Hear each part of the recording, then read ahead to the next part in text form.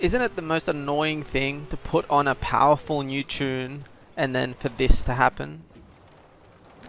How do we change this into this? Simple. You train hundreds and hundreds of attempts until your hair falls out.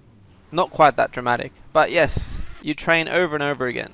Everyone who is a master at a racing game, at one point or another, put in the time to practice and improve. Over time, your coordination and skill increases. The fastest way to improve is to be in company with the best of the best.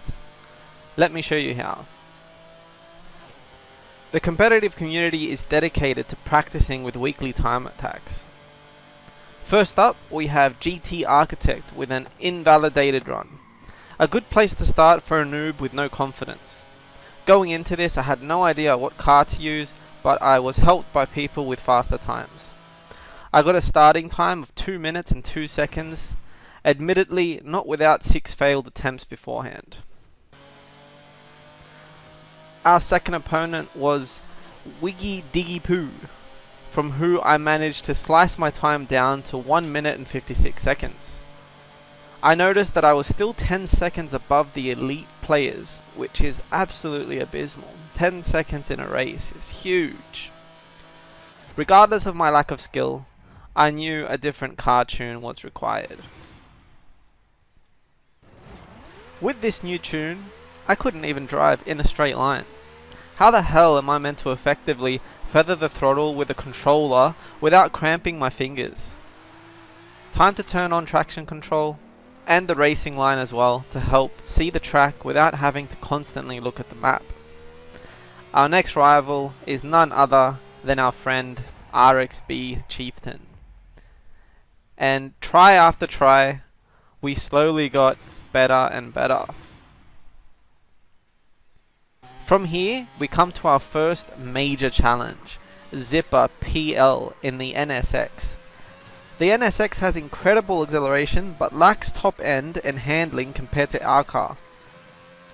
After getting hammered over and over again with the ghost nowhere in sight, I decided to get rid of Zipper's ghost and use my own and beat myself before I try and challenge him again.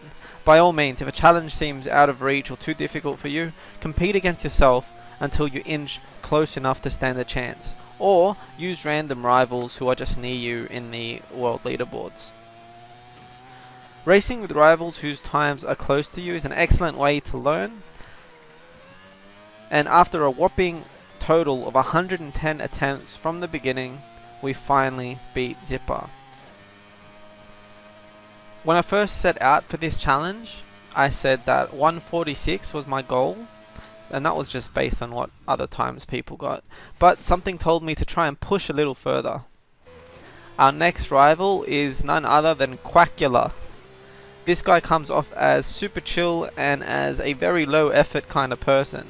I'm sure at one point he was absolutely hooked to Forza and became as good as he is while he was.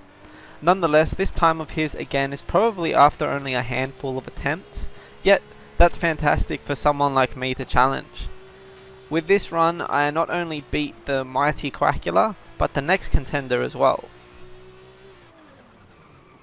The Discord server in which these time attacks are done is linked in the description below, so I hope to see you there, and it's a great way to practice and get better. If you've watched this far into the video, please consider subscribing, it would mean a lot to me. 2 rivals remain, first of which has the world record time, but for now, I am done.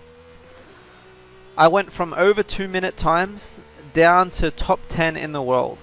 Although I spent a lot of time to achieve this compared to some of the other guys, it gives me confidence that over time I actually have a chance of becoming more consistent and being able to compete with the best players of the game. And if I can do it, I'm sure you can too.